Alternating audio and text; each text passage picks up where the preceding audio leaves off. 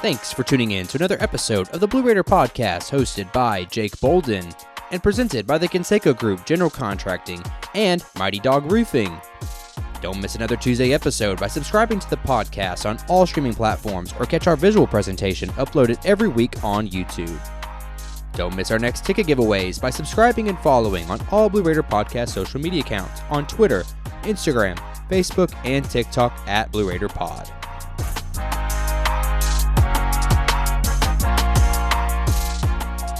Welcome back to the Blue Raider Podcast. In today's special episode, we're going to be previewing the Conference USA Tournament on both the women's and the men's side. So we have some of your favorite personalities joining the episode today, starting off with Sam Doughton to talk about the ladies' side, and then we'll have Oliver Baltz from GoMiddle.com to talk about the men's tournament. But before we do so, I want to take just a second to thank the sponsors of today's episode, beginning with Mighty Dog Roofing of Nashville East. When it comes to your home, trust Mighty Dog Roofing Nashville East for all of your needs. As a veteran and locally owned business, we're honored to be one of just 11 Owens Corning contractors nationwide to win the prestigious service award. From roofing and gutters to windows and siding, our expert team delivers top quality craftsmanship and unmatched service. We're here to protect your home with pride and precision. Choose Mighty Dog Roofing Nashville East, where excellence is a tradition. Call them today at 615-MD Roofs. That's ROOFS. Or visit their website at mightydogrroofing.com to schedule your free quote today. And a big thank to the Conseco Group. Since 1987, the Conseco Group has been turning dreams into reality. Whether it's pre-construction consulting, construction management, design, build, or renovations and improvements, we're here to exceed your expectations. At Conseco Group, we don't just deliver, we deliver with passion, precision, and unparalleled quality. Our hands-on approach ensures your investment is maximized and your vision is brought to life. From Clarksville down to Columbia and beyond, trust the Conseco Group to handle every detail with expertise and care. If you're ready to build your future, contact the Conseco Group today, 615-298-9907, or visit their website at consecogroup.com. Once again, thank you to the Conseco Group and Mighty Dog Roofing Nashville East for sponsoring today's episode. Now, it is time to get into the talk. Starting today, the Conference USA begins with the ladies as early as 11 a.m. And to talk all things about the Lady Raiders and their upcoming conference tournament this week, it is the beat writer for the Blue Raiders, Sam Doughton. Sam, thanks for joining us once again. Thanks for having me back, Jake. Really appreciate you letting me hop on and talk some Lady Raider basketball. Absolutely. So much really this week on the line. I know last week, if we can recap shortly there, I know a lot of us want to just look past what happened last week. Wasn't what we're accustomed to seeing the Lady Raiders do. Unfortunate outcome there in Lynchburg, but they did bounce back with a solid second half in Miami, did clinch a share of the regular season title for the third straight year. So there is some congratulations there, but I know the ladies kind of have their business trip attire on for this upcoming week. Yeah, I think, particularly the result on Thursday where Liberty was able to jump out to a lead early and really grow it, for most of the game until Middle finally got a little momentum in the fourth quarter and made it slightly more respectable by the end of the game, with the final score margin. But it was, if the team was already awake to the fact that the league was much better than it was a year ago, or at the very least that they were much closer to where Middle is currently at than they were a year ago. But that was sort of the final nail in the coffin. If you had any, hopes of this week going to be, a more workman-like, very, straightforward type trip. Like it's going to be a dogfight, at least two of these three games. If Middle Tennessee, becomes the third straight Conference USA Tournament champion this week and gets another bid to the NCAA Tournament, in all likelihood, they're going to have to face Western and Liberty because they are now Middle's now the number 2 seed. So we're facing the other two top teams, the other two teams that have knocked them off in conference play this year. And on a neutral site, anything can happen, even in a Von Braun Center that will not have the ice under the floor this year, which should hopefully heat up the shooting a little bit more, particularly early in the game. Right. Well, and to draw back on that Lynchburg game, yeah, there was the cold shooting from the get-go that just kind of subdued the Lady Raiders. I mean, Liberty, I think it circled that game for a very long period of time, and it kind of showed in their Saturday contest with Western. They came out very sluggish, and they were able to overcome their slow start and win there at home, which is they've been excellent at home all season long. So I just think it was a circumstance of the situation. I think one team was a little bit more hungry than the other, and it certainly showed. But you turn your attention to this week, as you talked about, pull up a picture here for those that are watching on YouTube, the bracket for the Lady Raiders. They do not play until Wednesday. Obviously, the play-in games are today, starting off with Sam Houston and Jackson at the top half of the bracket. But the one that concerns the Lady Raiders is that second matchup at 2 p.m. where the 7 seed Kennesaw State will play UTEP. I know the question some will be asking is, what's the preferred matchup here? I think the ideal situation is you'd play UTEP, a team that you handled both at home and on the road, a team that doesn't have a big. You just have to stop Ivani Tensai. That's the only real challenge you have on that UTEP team. Kennesaw has their own problems with Princess Harding, someone who has been a real headache for the Lady Raiders. In the first contest in particular, they're in Kennesaw. They handled her very well here in Murfreesboro, but when you're looking at these matchups, I do think the Lady Raiders match up better with UTEP, but I still think that outside of Princess Harding, they did a great job singling her out here in Murfreesboro, that I think we have the recipe to win either one of those contests. I mean, yeah, Princess is far and away Kennesaw State's best player, and it's probably going to be the reason that I think they pretty easily get past UTEP tomorrow. UTEP's a team that's had a rough year. Obviously, they're rebuilding some pieces, from last year's team, and just a little bit behind the eight ball this season on the women's side for them. Though, like you said, Descende is a great player that gives you at least a threat that you have to make sure that you focus on and scout. So, possible, but Princess, I think she was named first team All-CUSA earlier on Monday when we're recording this, and it's pretty.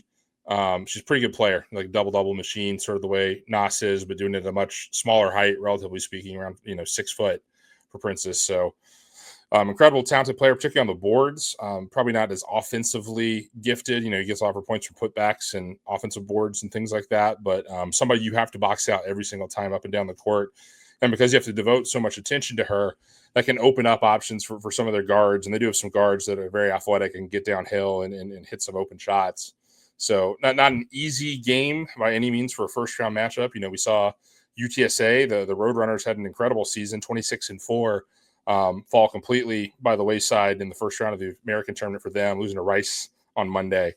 So very easily could happen, but somebody I think the Blue Raiders will expect to handle comfortably, particularly, given that they're going to be close by Murfreesboro and Huntsville, not going to have any of that travel issues. And, Kennesaw it's a pretty quick drive for them as well. But, they'll have the fresher legs, Kennesaw playing back-to-back days. And, hopefully that should make Wednesday more straightforward, and then we can get into the rest of the tournament. Right. And I don't want to look past it. I know my tone probably sounds like I feel very confident in this game. I think it'll be a good game, obviously, to get your feet underneath yourselves. Obviously, your defense has still got to be on it because both of those teams do feature a prominent scorer in both of their styles of play.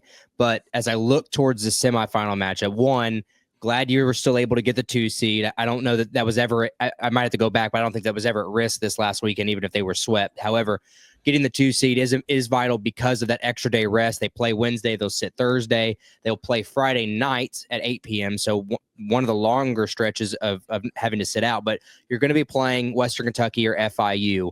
Both of these teams, despite handling FIU both times this year, both teams obviously have their challenges. Western Kentucky had their other loss in Conference USA this year. They're a team that seems a lot more poised. They have matured tremendously. They too got off to a slow start, but ever since that win against Middle there in Bowling Green, their season has really, the eyes of fans in Bowling Green has changed tremendously for what Coach Collins is doing with the Lady Toppers, because that team is, again, very, very easily could beat the Lady Raiders in a neutral floor. We saw them go on the road, have a more competitive game with Liberty and Lynchburg this last Saturday. So I think if I'm Western Kentucky, I'm thinking this is the game that you might be paying attention to. That they could very easily slip up with FIU. FIU is a mystery in and of itself. A team that a lot of us thought would be better this year. They weren't there. Maya Cone was your preseason Conference USA Player of the Year selection. I think we all agree that might have been an accident,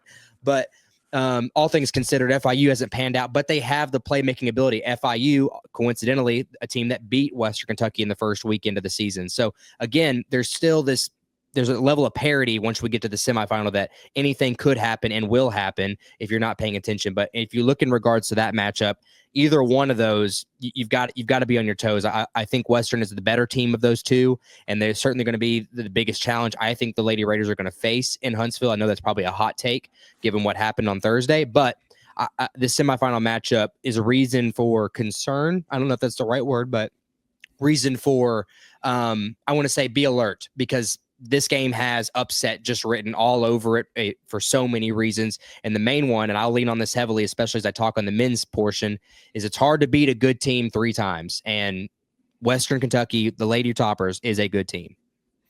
Yeah, thankfully, if you're a believer in those sort of jinxes, Middle Tennessee's only going to be beating them for the second time this season because they dropped the game in Bowling Green. But yeah, I mean, everything you said about Westerns, completely true. One thing, me being in, covering Middle Tennessee for 4 years now, my 4th season covering them, it's a lot of names on the Westerns team that, I've been talking about in the office, talking about with people who want to talk Lady Raider hoops a long time, players like Alexis Mead, Destiny Sallery, Josie Gilvin. Those are their 3 all-conference selections. They've been contributors to that program for a while. And it seems like sort of that group, you throw a player like a Casey Hayes in there, you throw a player like Descende, their center, they've got a good core that sort of, keeps them going and is very aggressive defensively. The team is probably almost as aggressive as Middle is defensively as far as how much they want to get in and, really apply ball pressure in particular.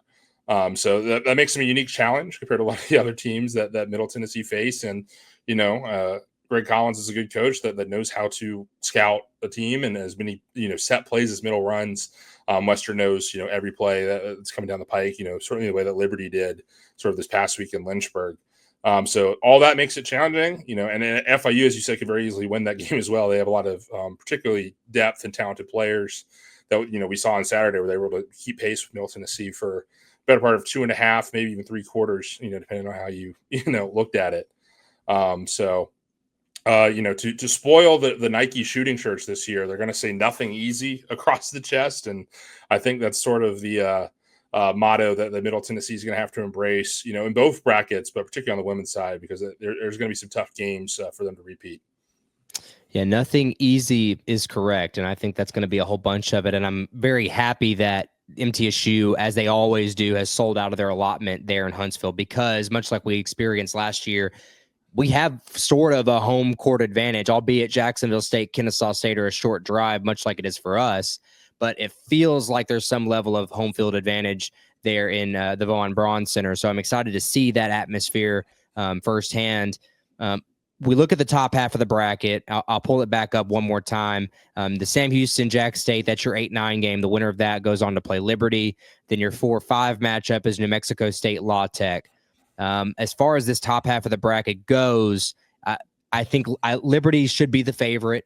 But again, I don't want to shy away from Conference USA Player of the Year, Molly Kaiser at New Mexico State, a team that has gotten hot at the right time. New Mexico State, Louisiana Tech is one of the teams that beat Liberty earlier this year, along with Middle Tennessee. So to think that the top half is already made out, again, I think you'd be wrong. But if you got the lightning in a bottle that is Molly Kaiser, New Mexico State can certainly get hot. The big thing is can they rebound? Can they play defense well enough to let Molly Kaiser do what she does, free her up? But if Liberty, I think it's Liberty's half of the bracket to lose. But as I'm looking towards that championship matchup, I still really feel like if the Lady Raiders just play their brand of basketball, if the shots are falling on the offensive side, which has been the fault, and back to the second half against Western Kentucky, where the offensive wagon just fell off, and then it never really came to fruition there in Thursday in Lynchburg. So if they find a way to get the offense in a rhythm, play that solid defense, one of the best defenses scoring average nationally in the country that we've grown accustomed to seeing. If we can see that in Huntsville, I really feel like this is MTSU's tournament to lose. Yeah, I would say MTSU is the favorite overall heading in this week. Not only do they have the experience of winning it twice, knowing what it takes sort of mentally to get through this week coming up, 3 games in 4 days for them in order to get back to the top. You really can't underestimate that sort of experience in sort of these types of environments, particularly in, leagues like Conference USA that are one bid leagues, more years than not, where the conference tournament really is, sort of the culmination of everything you work towards the season. Middle Tennessee's accustomed to that pressure in those situations, but Liberty brought almost everybody back from a team that was in that position a year ago in the conference title game, which is why I agree with you that they're probably the favorite on that side. As you mentioned, Molly Kaiser is a tough matchup for everybody in the league, except for maybe Jalen Gregory when she guards her. And then, La Tech is the other team that beat Liberty this year, and it has a tremendous freshman, Paris Bradley, that was named, first team all conference as a freshman. Don't see that too often in a league like Conference USA. So 2 teams there, and even Jack State, gave Liberty some trouble earlier this year. Liberty only won by 11 at home against the Gamecocks. So a team like that coming out of that 8-9 game, could be, I think, an interesting matchup sort of to watch, if you're getting to the arena early on Wednesday for the middle's first round game. Might be worth sticking around, particularly if Jack State wins the game on Tuesday, just to sort of see what's going on. I think that could be a close game. I still expect Liberty to win, probably pretty comfortably, but maybe a little bit hairier than you might expect from a 1-9 seed playing in the first round. Agreed. And plenty of good basketball all week long. You mentioned the postseason awards were announced on Monday. Molly Kaiser, Player of the Year. Paris Bradley was the Freshman of the Year, along with making first team all conference. We've got the newcomer is Isnel Nadabu from FIU. Your Defensive Player of the Year is your Anastasia Boldareva. And a long overdue Coach of the Year, Rick Insel, which I actually was surprised to see that he won it, all things considered what happened last year. But great for him. Great for them. I want to say it too that you've got Tamia Scott that's also in the first team, making it on the second team is Jalen Gregory. So you have 3 Lady Raiders represented on the All-Conference USA team. Well deserved. I know I spoke last week with Joe Fisher about the level of impact that all these girls have, and certainly need it, every bit of it this weekend. Sam, any bold predictions you got on the women's basketball side of things? Not much. I mean, I do want to touch on, the conference sports a little bit, because I am one of the, 30 voters, for the women's awards in particular. And not allowed to vote for middles players, because obviously I work for the university. And I think that also holds true, even if, the teams pick like an independent media person to vote. You can't vote for the team you cover necessarily, which makes voting always interesting, because obviously, we have a lot of players that win a lot of awards. And so that makes particularly the bottom end of my conference teams when I pick a little bit interesting. But, I think the league got it pretty close to right all year. I mean, Molly's who I voted for Player of the Year. Very easily the choice if you weren't going to pick Nas, who was one of the nominees that we put up for that. And very deserving, incredible scorer. Somebody that you have to spend a ton of time on and scout, every week. And, somebody I expect you'll see playing professionally, whether it's here in the U.S. or somewhere in Europe when her playing career is done. Paris Bradley, we already mentioned, incredible Freshman of the Year choice. Has really, made that La Tech program hers early on in her career. I really hope she sticks around in Ruston, because I think that the league's better when the Lady Techsters are better. And, she could be a big part of sort of the next core of that program that has a very proud tradition, as many folks well know. And, newcomer of the year, I'm glad the league has, kept this award going or brought it back. I forget exactly which year they started doing it, but it's sort of an acknowledgement that we have a lot of transfers coming into the league and into modern athletics. And a fun fact I learned when researching for this is that if you started your career in Conference USA and then later came back to Conference USA, you do not count as a newcomer. So Courtney Blakely was not eligible for the award. On the women's sides, I think she would have been competitive with Nadabu if she was. And then on the men's side, the Player of the Year, Deron Pierre, who transferred to Jack State from Wichita State, actually started his career at Southern Miss. So he was not eligible for the Newcomer of the Year award on the men's side either, which was won by Isam Mustafa. So, his loss is our gain here at Middle Tennessee, although I think Isam was probably competitive with him as well. But always exciting. I really thought the only real miss I think the league had as a sort of voting block was not putting Jalen Gregory on the all-defensive team, which I get. Like a lot of times those all-defense teams were very counting scat heavy on blocks and steals, but Jalen locks down just about every major perimeter scorer in this league night after night.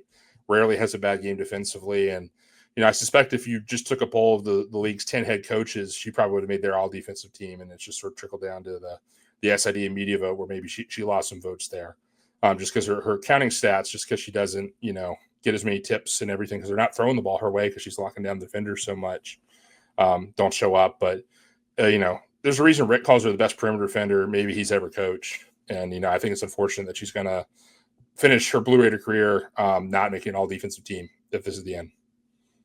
Very reminiscent of Alexis Whittington 4 years ago, a player that's the role that Jalen Gregory has essentially taken over since Whittington's graduation. As you said it, she's responsible for guarding the other team's best scoring guard. And from the most part, I would say 95% of the time, she has shut them down. Talk about player of the year winner. Molly Kaiser scored 7 points at the Murphy Center when she was guarded by Jalen Gregory. So unfortunately for her and for all of us, that's not a stat that comes up if you're an SID who doesn't necessarily watch the whole league all the time. You're not going to see that Jalen Gregory was guarding Molly Kaiser 100% of the time, and she's the reason she got 7 points. So yeah, I agree wholeheartedly. And two, Boulder Ava, I think well-deserved for player of the year, given the 117 blocks that she had this season. Of course. But I do agree with you that I think just from a lack of statistical significance, she gets left off that list. But nonetheless, Lady Raiders, they start their postseason run on Wednesday. So they play tomorrow at 2 p.m. at the Von Braun Center. Of course, that'll be viewable on ESPN Plus. Sam, I know that you'll be there. You'll also be partaking in the men's basketball action as well. The men clinch their third seed. We're going to be talking with Oliver Baltz from GoMiddle.com here in just a minute. But real quickly on the men's side of things, what are you thinking? The men, they have the opportunity to make some noise this week? Oh, very much an opportunity. I forget what betting site that I saw posted on my feed by one of your CUSA Roundtable friends. I think it was, the guys at the Liberty podcast that maybe threw it in my feed. But Middle Tennessee, I think, is the third betting favorite to win this week in Huntsville, which, sort of if you sort of game theory out the bracket, which I'll let you and Oliver get to, it sort of makes some sense. You feel like if they can get past La Tech in the first game, which is an incredibly tough first round matchup, not withstanding the fact that La Tech, swept them this year in conference play and just sort of has some matchup issues, from middle from a personnel standpoint where they tend to match up pretty well against us, just sort of with who they have on their team. If you can get past them, which I think is very doable, to be fair, I think, if you play a good game, you could very easily beat La Tech, but it's, nothing easy, as the shooting shirts will say. It's still going to be a challenge. But once you get past them, you feel comfortable about your chances potentially beating Jack State and then potentially beating Liberty coming out the other side. The Liberty's path to the championship game isn't super clear either.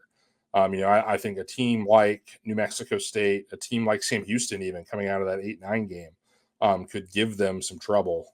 And Kennesaw State, if they win the 4-5 game against New Mexico State, obviously has Adrian Woodley, who's an incredible freshman of the year on the men's side. So it really feels wide open. That plays in the Blue Raiders' favor as far as, the ability to get there. I mean, I could see Jack State losing to Western even, in the first round, assuming Western gets past an FIU team that looks like they might be ready to wrap up the season at this point, given what I saw on Saturday in the Murphy Center.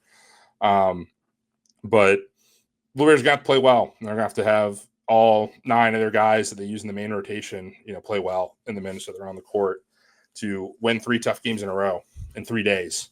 Because they're the 3 seed, but definitely worth tuning in for, because I think particularly if they win that first game, they're going to have some momentum to get them through potentially the next couple. And obviously you're going to have a great crowd, driving down from Murfreesboro behind them. That's right. Have you ever been a part of a conference tournament, both men's and women's, that has had this much parity from top to bottom in the conference? I'd have to definitely on the men's side. Like you mentioned, there's 9 teams that could really take this thing down. On the women's side, I do think you have your cream of the crop, but realistically, I think there's 4 real candidates on the women's side that could get hot and take this down as well. Have you ever? I love this time of year for that reason in specific, but I think Huntsville, if you're not already making plans, you can still get general admission tickets. You're going to see some great basketball no matter what session you come to, but especially when the Raiders are playing. Yeah, I mean, I think, Jake, particularly having both the men and the women have so much parity sort of, near the top, I think is what makes this stand out apart. There's, my one bid league of choice, growing up was the SoCons. That was the league my dad played in. He played at Furman growing up. And that's a league that's had a ton of parity on the men's side, particularly over the past decade, where teams are constantly switching who's good and who's bad, year in, year out, and, moving with coaches who move up and get a new coach in. And, so there's a lot of parity year to year in the SoCon on the men's side, but that's not so much true for the women's side. I think Conference USA with Liberty and Win Western's women's teams really stepping out this year and throwing a punch, at the legacy that Middle Tennessee's built, sort of with this class of 2025, has really raised the profile of the league. Hopefully, everybody in the league schedules with that profile of the league in mind, next year, because I think that they will, Liberty already does, but I think other teams will do better than they think because of the way that they've shown this year. And, and shown, fight that maybe they didn't have before. So makes an exciting week. Makes it a very nervous week for me, as someone who would like the Blue Raiders to win, so I can keep writing about these student athletes and these teams. And but should be a really fun time, particularly if you're a neutral. Well, we look forward to all of your coverage there in Huntsville. Obviously, I know that you're doing the beat. You're going to be covering all of that. Hopefully, we'll be able to film some things down there while we're in Huntsville as we get post-game, maybe some pre-game stuff there as well. But, Sam, anything we should be looking forward to as winter sports winds down? And I know spring sports is kind of ramping up. I know Drew Horn threw a no-hitter this last weekend. I don't want to miss that on today's episode. But anything we should be keeping an eye on moving to spring sports? Well, if you haven't seen it already, you should go to my Twitter feed at SJ Doughton and see Eston Snyder's catch that he made to secure Drew Horn's no-hitter, a diving catch in center field. Pretty spectacular stuff from a very long-tenured Blue Raider to help one of the newest Blue Raiders out, Horn transferring in from Walter State and has gotten off to a red-hot start in sort of his Division I career with the Blue Raiders. So really excited to see that on Sunday. I was up in downtown Nashville going to see Hadestown at that Tennessee Performing Arts Center. So seeing that when I got out of the show, it was really cool and really special. But otherwise, if you're not making a trip down to Huntsville, baseball and softball are both home this weekend. So, plenty of chances to go cheer on the Blue Raiders if you can't make the 2-hour drive down. But keep tuned for some stuff. Obviously, Middle hired a new volleyball coach last week, so I'm hoping to sit down with her in a podcast form in the near future and talk with her about her vision for the program. But otherwise, we're going to keep following basketball until there's no more basketball left to be played. And I suspect in the event, this weekend doesn't go the way the Blue Raiders expect, there's a chance they're still playing in the postseason for both teams, come the end of the week, whether it be the NIT, the WBIT, WNIT, whatever it may be. So, obviously we'll keep you posted. Absolutely. Sam Doughton, once again, thanks for taking the time and we'll hear from you again soon. Thanks, Jake. Appreciate it. Did you know the Blue Raider podcast has an online store? You can now support your favorite podcast by checking out our selection at our website, blueraiderpodcast.com. And stay tuned for new merchandise releases as we collaborate with athletes in NIL partnerships. Joining the podcast now, it is the Go Middle basketball analyst. Once again, Oliver Baltz. Oliver, thanks for joining us. Thanks for having me, Jake, especially this time of year. So special. This is March, as they say. Absolutely. And I'm excited, especially for this men's tournament for so many reasons. Realistically, I give the conference 9 legitimate teams that could take this thing down this week. I like to think that it is the deepest conference, not saying it's necessarily the best conference, but it is by far the deepest conference outside of, you could maybe make the argument for the SEC, which has, what are they calling, 12 teams that could make the tournament. But I'd like to think that as far as percentage-wise, 90% of this conference has a real chance of winning a championship this week. Yeah, definitely. I mean, it didn't look like Sam Houston was that way for quite a while. The way they started, that was 1-6 or 1-7, something bad in conference play. But they've really started to heat up. I think they are top 170 at this point. So everybody besides FIU is 170. Everybody besides Liberty is, I think, Middle is the highest or second highest at 116. So as far as Kim Palm ratings go, that's a pretty tight window. I mean, Liberty's obviously dropped quite a few games in the non-con, so they're even though they're head and shoulders above everybody in the metrics category, they're definitely not a team that can't be beaten. So yeah, it'll be really tough. With Middle, it's really interesting just the way the last 3 years have gone. Losing to the eventual conference tournament champion and automatic bid qualifier for the NCAA tournament. It's almost eerie, the fact that 3 consecutive seasons have been the exact same way, to the exact same kind of bid winner, if you will, losing in the semis to Western last year, and then FAU goes on a Final Four run. I think it was just by 3 points, and then UAB in triple OT. So it's the entire year I've kind of had this hope that, it feels like Middle Tennessee's turn. They've paid their dues, as I like to say, and that's something I always try to keep in mind when considering this sport. Is it almost feels like you have to pay your dues to really take that next step. And Middle certainly has, but on the flip side, I mean, they could lose first round, or the first round that they play. That is, you just never know. It's volatile. Obviously, we'll get into their La Tech game, but they're 0-2 against the Bulldogs, and I mean, the old cliche, it's hard to beat a team 3 times, but if they end up losing to Louisiana Tech, I don't think it's going to shock the world by any means. So we'll see. That's the reality of this tournament. Is any given night you have to be on your toes. You can't be looking ahead to that next matchup. Even if you're Liberty, you're going to play potentially a Sam Houston team that had given you fits earlier this year. So let's talk about this quarterfinal matchup the Raiders have on Thursday night with Louisiana Tech. You already prefaced it, 0-2 this year.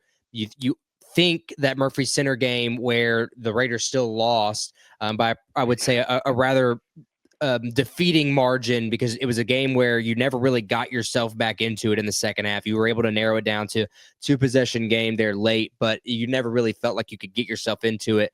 You did a great job holding Defensive Player of the Year Daniel Baccio to 10 points and 1 rebound, which I think is in and of itself excellent, but it's still not enough. Sean Newman, the guy that only averages 9 points a game, goes off for 23. So you can do everything right, it seems, and still fall to this Louisiana Tech team, which makes it even more ironic that you're in a situation this year where you can put them out of the conference tournament for the second year in a row. However, you are now the favorite in that contest. So what does it take? Really, I asked this question because, if you to answer this question when they came here to Murfreesboro, what does it take to beat Louisiana Tech? Well, you shut down Daniel Baccio. You don't let him get the touches. That's it. Well, you did that in Murfreesboro and you still lost. So I'm asking this as someone that is searching for answers, as someone that is keen to basketball more so than I am. What does it take to beat Louisiana Tech? So unfortunately, I think Louisiana Tech's just a bad matchup for Middle Tennessee in a couple directions. So a stat that I've hung on to and I've shared multiple times with you. Obviously, it changes depending on who's in this top 150, but for the longest time, the top 150 of assist rate, which is percentage of field goals made that are come off of assists, Middle just didn't have that great of a record against. I think it was maybe 2-5 against the top 150, 0-4 against the top 50, something along those lines. The 2 best assist rate teams in Conference USA, coincidentally, are the 2 teams that Middle Tennessee went 0-2 against in Louisiana Tech and Liberty. So that's one part. I think the problem there is just Middle has they have to play their so much of their offense revolves around 2 of the 3 guards of Counter, Porter, and Weston. Sometimes all 3 being on the floor. None of them being staunch lockdown point of attack defenders. None of them are bad by any means, but I think the way teams move the ball, get them in rotation, it just really opens up Middle's defense and makes everything a little more difficult. That's at least my theory on why they struggle against teams with this sort of archetype. The other side that makes Louisiana Tech a pain in the butt is, like you said, Daniel Baccio. Baccio is a very, very strong defender against bigs specifically. He's not he's a decent help defender, but I think what makes him great is defending low post bigs, which is, is our newcomer of the year, Sam Mustafa. The guy who's announced today is the only Middle Tennessee Blue Raider who made first team. So I think the fact that they have an answer for Middle Tennessee's defense and can kind of cut off the head of the snake on Middle Tennessee's offense, it hurts. I think it makes MT's life a little difficult. Now, I say all that, and I don't think Louisiana Tech is a team that can't be beat. I definitely think that I would, if I'm making a bold prediction, or it's not even bold, I do think Middle can beat this team next Thursday in the quarterfinals.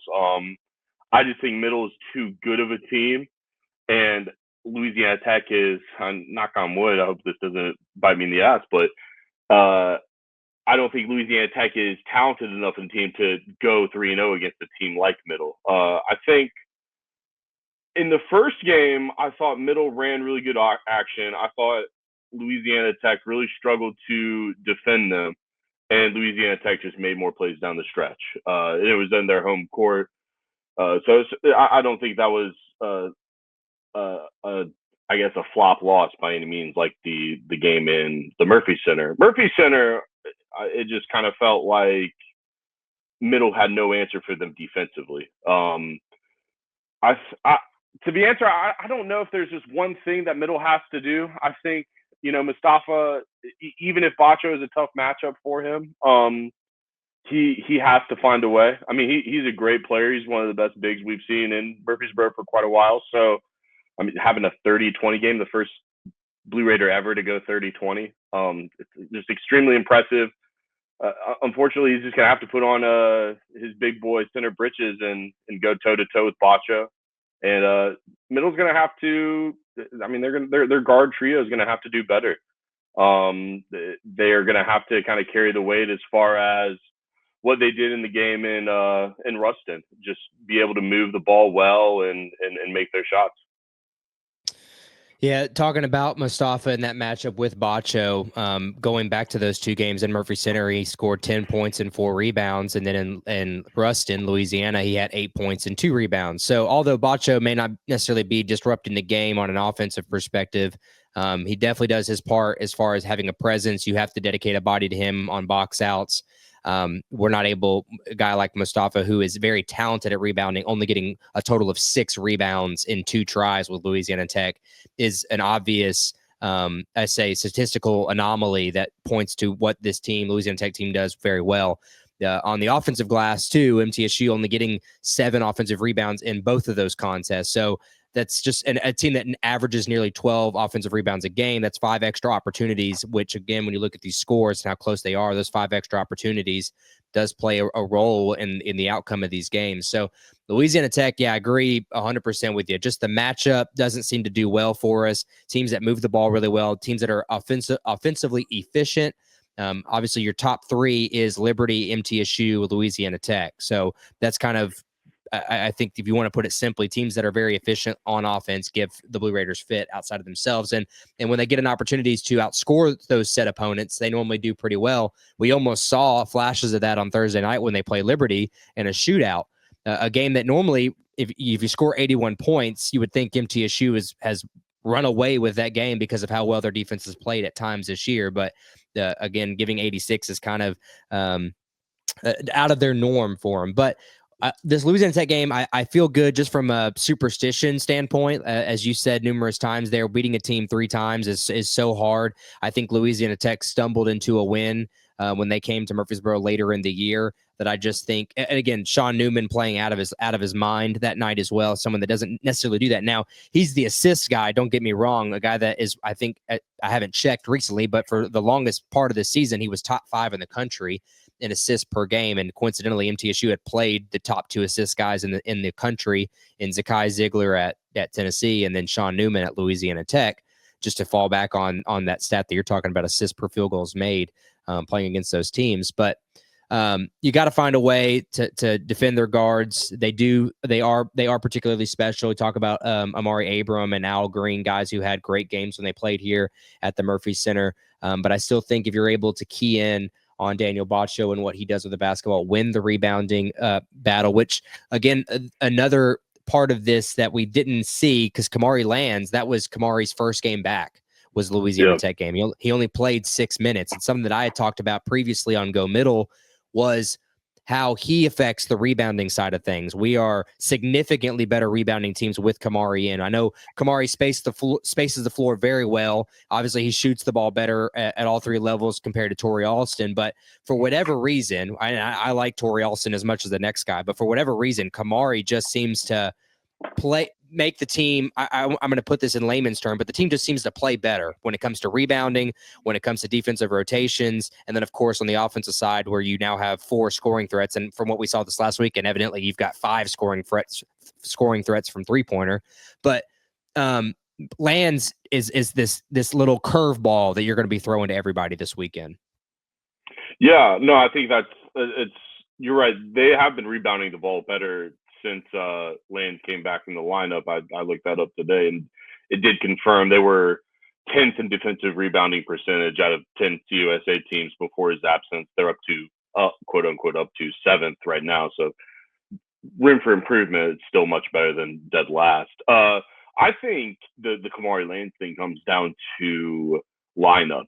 So I know Buford and Alston start together, right? But I would imagine they don't play a ton of minutes together after they start, because between those two and Mustafa, you're not getting much perimeter threats as far as, and that's just going to hurt your spacing in general.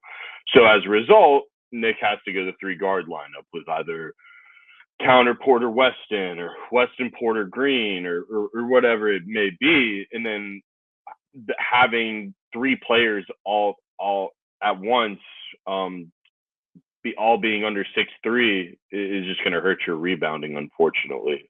So Lance fits in there perfectly. He's always kind of been Middle's most important player, in my opinion, because he has a combination of size and skill that nobody else on the team has. He's kind of irreplaceable in that regard, which, it makes it even more impressive that they did so well in his absence through the majority of the Conference USA season. But yeah, the fact that he can keep the spacing right, because he's a known shooter, and also doesn't give up. He's I guess 6'7", 6'8". So, and even despite his height, he has good rebounding chops as well, and just good instincts with his size. So, yeah, I think Kamari Land just being in there has definitely helped that emerging weakness that we saw from Middle Tennessee throughout the midst of Conference USA season.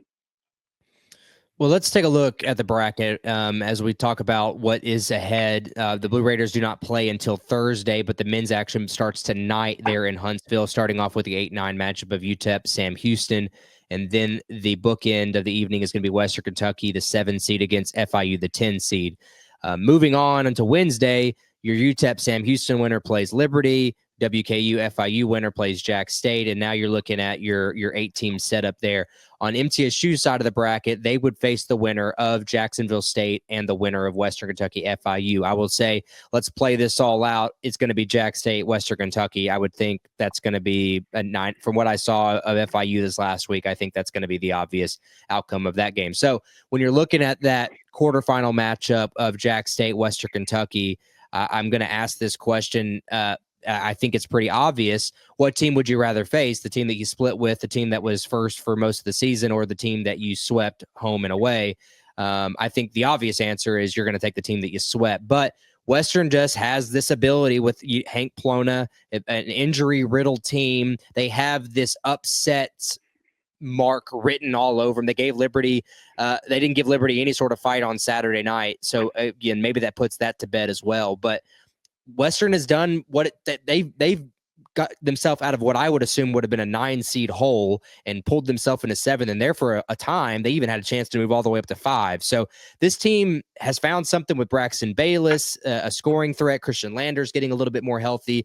Don McHenry always has his challenges. If they can just find a center that can stay on the floor without fouling, can rebound, and give them 8 points, Western could legitimately be a threat against Jack State, which, again, for them, I always say if you're able to stop Nicholson down in the post, which is Western's biggest problem, and then if you can hold Jaron Pierre to less than 20 points, you give yourself an opportunity. But when you look at that matchup, both of those teams are going to give you their own problems for all the reasons that I just listed. But I still feel comfortable that if you're able to get through this first one, that you still have favorable matchups waiting for you in the semi, which has always been our biggest Achilles heel, as you mentioned, the last 3 seasons.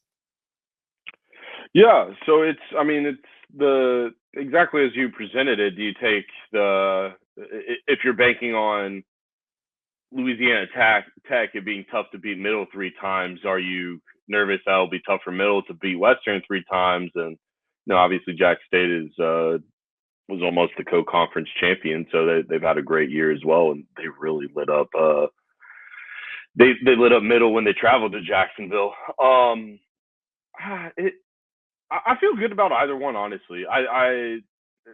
I'm nervous to make predictions that might come back to haunt me. But with Western, every team plays every team twice, and if you consider all 80 minutes with the other 9 teams, I can't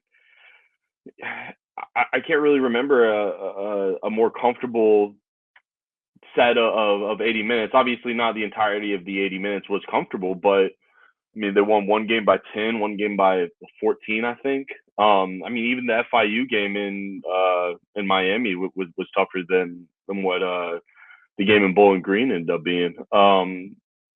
There's just something about Western. I don't feel like they can defend Middle Tennessee. The guards, I just looked at it in both games. Porter, Weston, and Counter all had double digits in both games. So I'm not sure how many times that happened throughout the year. Wouldn't say it happened that often. So I think there's something about Middle that has a matchup advantage with Western Kentucky. And then Jackson State, they're not a team. They're kind of the antithesis of Louisiana Tech and Liberty in the regard that their assist rate isn't high, but they still find a way to score. I mean, they have good shooting across the way or across their team. So much of that game was them just hitting tough shots. The one in Jacksonville, that is. So I wonder if they can do that again. I mean, if the game in Murfreesboro, Middle Tennessee treated the Gamecocks like they were a bottom half of the standings type team. That might have been their most comfortable win of the conference season outside of the finale against FIU a couple days ago. But yeah, I think no matter what, I feel decent about the semis. I mean, knock on wood, at risk of them, being the tournament winner for the 4th straight year. But I don't know. I like Middle Tennessee's chances if they can find a way to win against a bad matchup in Louisiana Tech. I think they have a good chance to make their first championship game in it'd be 7 years. 2017. So yeah, 8 years. Well, the top half of the bracket, we can talk. I don't want to give Liberty any more talk than I need to, but that's obviously, I think, going to be the favorite out of that top end. You still have we talked about 9 legitimate teams. That entire top half bracket has legitimate options. UTEP, they're a little beaten up right now. Otis Frazier had a rolled ankle, but from the last report from Adrian Broadus that I saw on Twitter, was that he is a plan to go this evening. So look forward to that matchup with UTEP, Sam Houston. There's going to be a lot of fireworks in that one. Lamar Wilkerson, another first-team selection from the Bearcats, a team that was a part of the preseason mix to be favorites this year that fell all the way to the 9 seed. So I still look for them. They gave Liberty some fits this year, much like Sam Houston did for everybody for that matter. So it does draw you back in. If we're going to keep talking about the superstition of winning 3 times, like Sam Houston fell victim to a lot of teams and got really hot down the stretch. Maybe this is their opportunity to win that 3rd game, because it's a team that didn't lose any conference games by more than double digits. So Sam Houston, I'm keeping an eye out on them in particular, but Kennesaw State, New Mexico State, I love Kennesaw in that matchup. I really truthfully love Kennesaw in the top half of the bracket because we saw what Kennesaw did in Lynchburg that second to last weekend, taking down Liberty, giving MTSU an opportunity to play for first place. You've got Adrian Woolley, who is one of the premier freshmen in all of college basketball. I would be shocked if he's not a freshman All-American. I would be even more stunned to say that he's in Kennesaw next year, but that's another conversation for another day. And then Simeon Cottle, who unfortunately for him misses the All-Conference USA first team narrowly, makes it to the second team, all things considered. But you have 2 guards that average nearly 40 points a game. That Kennesaw team in particular, very scary. You got Coach Petway, who he seems to have the pull with his guys. They're a very strong crew, both offensively and defensively, that I think that they could very well piece it together. They're capable of beating Liberty, as we've seen. So top half of the bracket, bold predictions there. I think Kennesaw could and very much will win that top half of the bracket. But if it's not there, I think it's going to be pretty much chalk. It's going to be Liberty all the way through. So when you're drawing up a dream situation of the top half of the bracket, what matchup would you prefer to see in the championship game? I think again, you'd love to see probably Kennesaw again. In my opinion, you you were an unstoppable force that first half in Kennesaw, and it was just too much for them to overcome. But Kennesaw is a very scary team in their own right. New Mexico State has their a defensively strong team that gave us problems. Obviously, a loss that is still kicking our butt to this day. And then Liberty, for all the reasons we already know, good basketball, offensively efficient. They can all score it. They've got 5 guys who are a threat at all times. So that top half, Oliver, favorable matchups. How do you see that top half playing out? Yeah, I mean, I'd love it to be anybody but Liberty, and I still kind of feel like it will be. If I'm trying to be just bold or take some truth serum, Liberty's going to have to play 2 tough games before getting to the final. You're right about that. I definitely think, even though they got the 1 seed and in theory we're supposed to have the easier path, I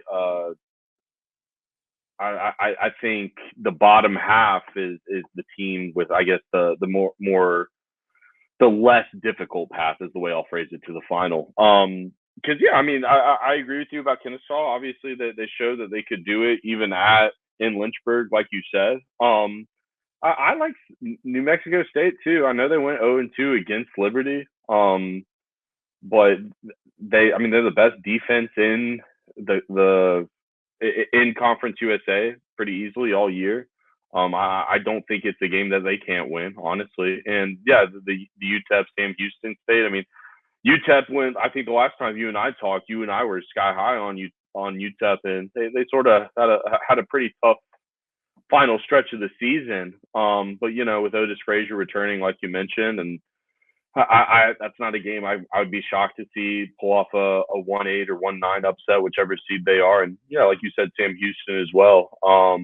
They're on a roll. Lamar Wilkerson, he can make shots. He's the type of player who can really take games over and just put the team on his back, as they say, and get you past.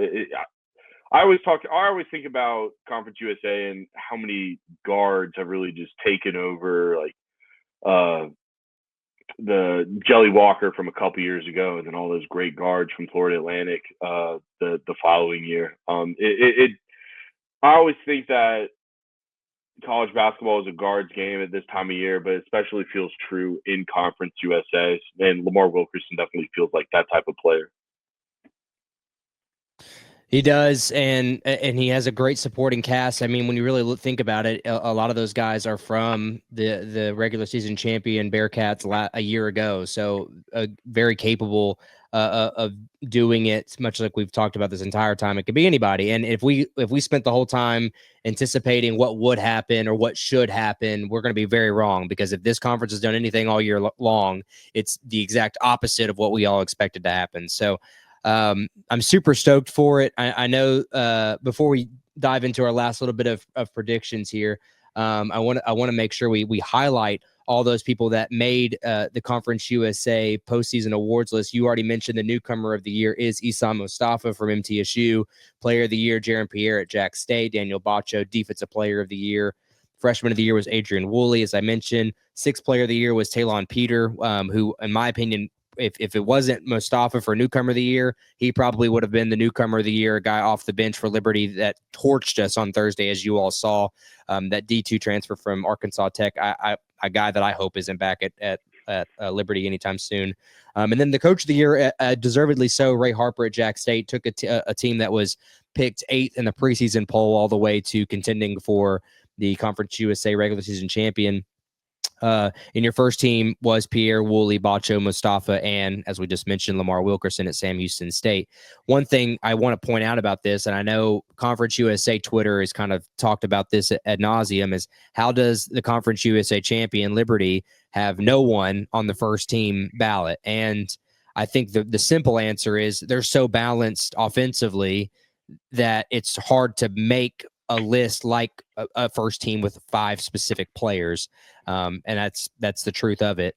With that being said, they still had Caden Matheny on the second team, Zach Cleveland on the third team, and Talon Peter on the third team as well. Another guy who I can't believe didn't make any of that is Colin Porter. the long hair headband point guard that we all know and love from this last week. The shortest point guard in the league, but gives us fits all the time. But also, too, I didn't mention Justin Porter made the second team. And then on the all-freshman team was Torrey Alston, well-deserved for the redshirt freshman from Durham, North Carolina, stepping in that 4 role as Kamari Lands was hurt. So really earned himself a spot on the all-freshman team. And I'd have to go back and look to see who the last freshman selection ever was from MTSU. It has to be the first under Nick McDevitt's tenure. It may go all the way back. Well, I would say Donovan Sims potentially, but Donovan didn't play very many minutes in Kermit Davis's final year here. So it's tough to say, but congratulations to those guys nonetheless. And obviously a great year. Well deserved. Yeah, I want to say Loof made all freshman team. Maybe he didn't. When you talk about what Loof did last year versus what Alston did this year, it's quite a difference.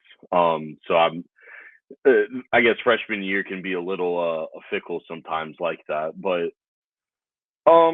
yeah, and don't forget Cam Weston being he got the honorable mention on Conference USA, the honorable mention team, which goes past the third team. Yeah, double checking there on the Chris Loof situation, because now that you mention it, you may be right about that. But yeah, to put them two side by side as the seasons that they had, Torrey Alston certainly played obviously more meaningful minutes, where Loof sat behind JCJ for a lot of the year. But his role was huge, especially down the stretch, to kind of keep this team in contention.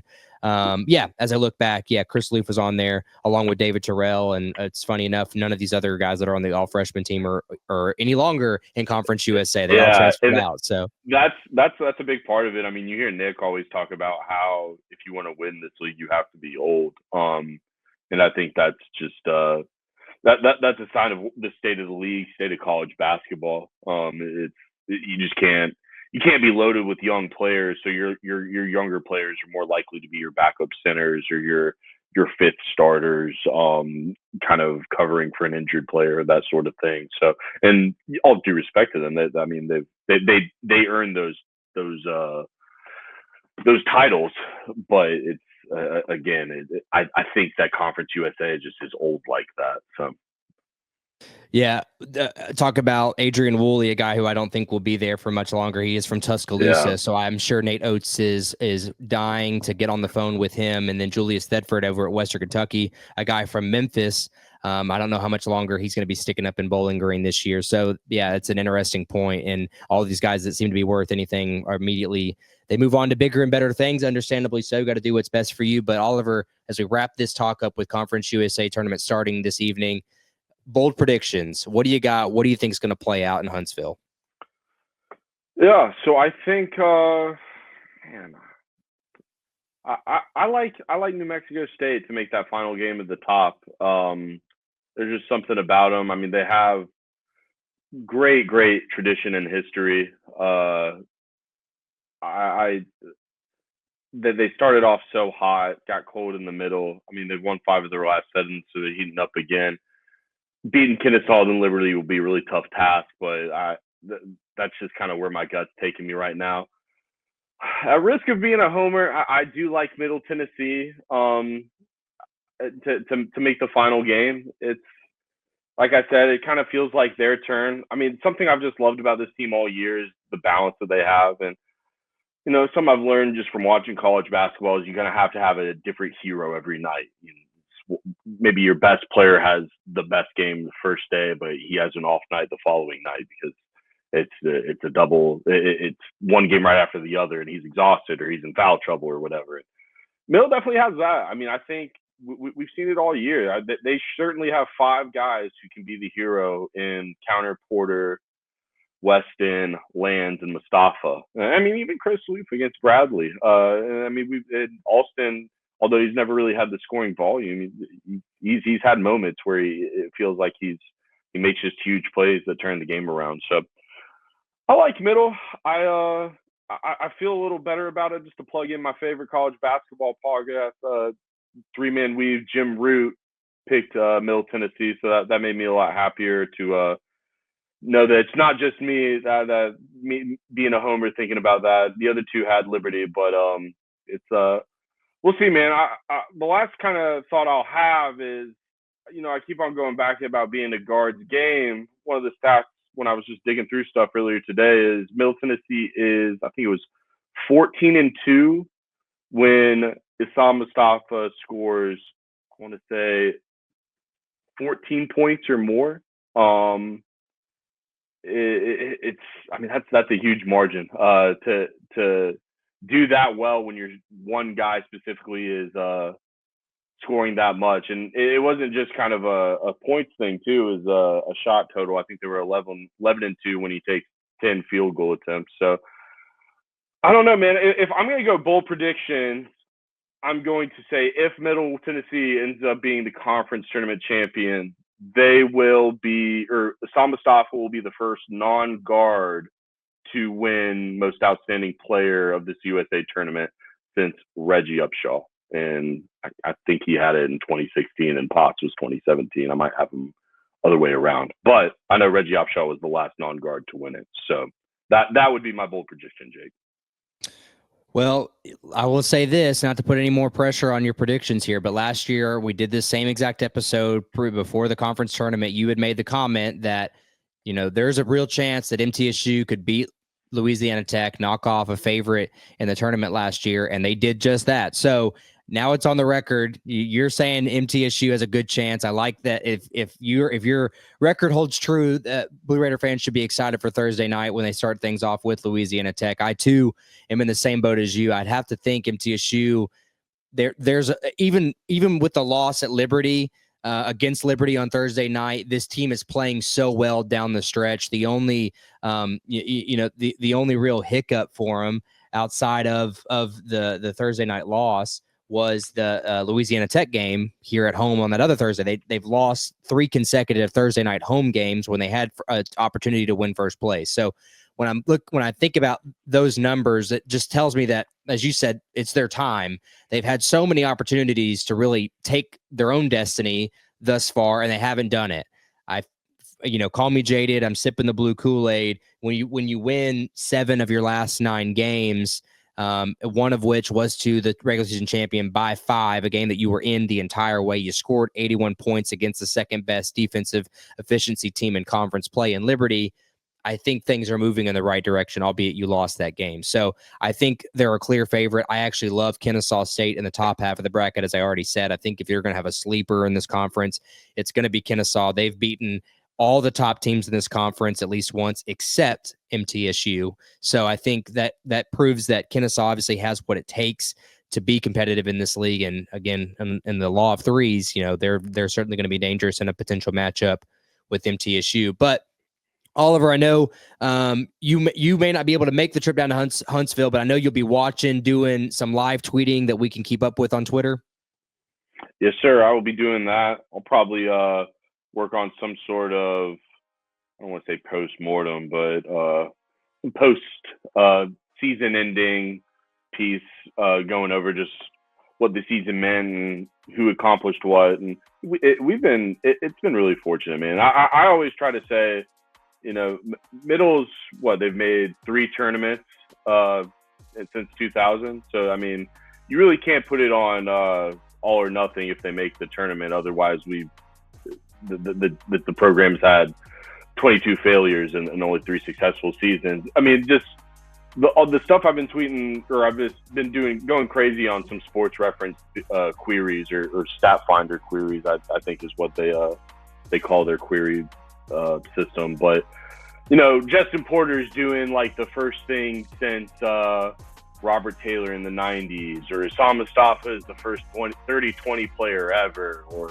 Cam Weston's the first player to have 18 assists, and since this year it's like not 18, but I think he had 14, 16 a couple weeks ago at some point.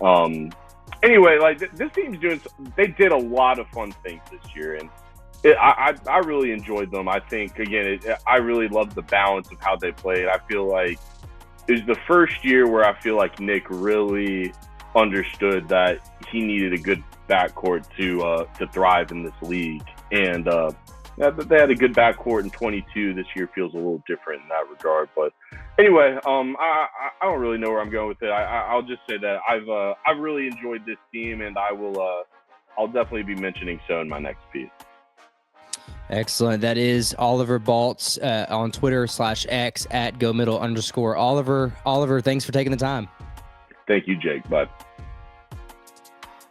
Thank you for listening to today's episode. Again, as I preface at the top of the episode, I'll be there in Huntsville later in the week doing some pregame, postgame there with the Lady Raiders, hopefully for both programs on Friday in their semifinal matchups.